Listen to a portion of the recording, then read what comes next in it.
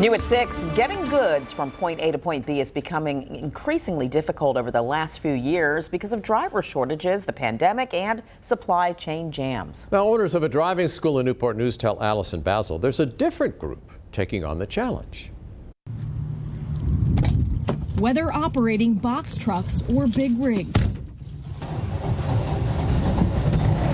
more women are getting behind the wheel. I love what I do. I love this. Sarita Lockley tackled the open road and made it a career, starting Lady Lockley's Trucking in Newport News. You really don't expect women to drive big trucks. Driver shortages in the trucking industry grow every year. Lockley wants women to help fill those gaps. She's brought candidates to Dudley's Driving Center down the road from her business. Here we have different training. We have dump trucks, we have semi trucks, and we also recently acquired a school bus. The pandemic and supply chain issues have added more fuel to the staffing fire, but co-owner Thomas Dudley says more women are getting their commercial driver's license. We actually have a lot of students now that are registering that are women. Out of more than 3 million truck drivers in the U.S., the Women in Trucking Association reports only 10% are women.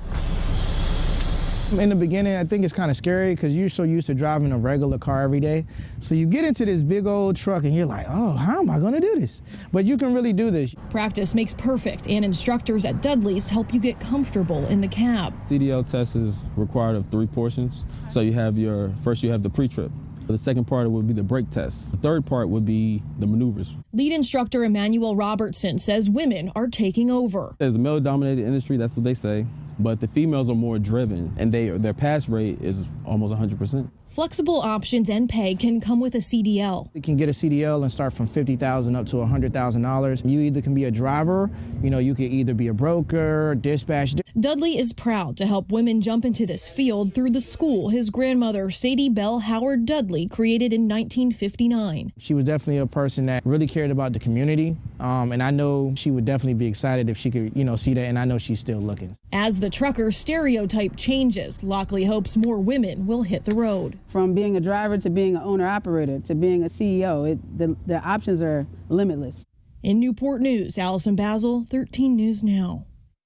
Man, I'd be all over the road in one of those. The industry is short on drivers right now. Yeah, the American Truckers Association estimates it's down about 80,000 drivers.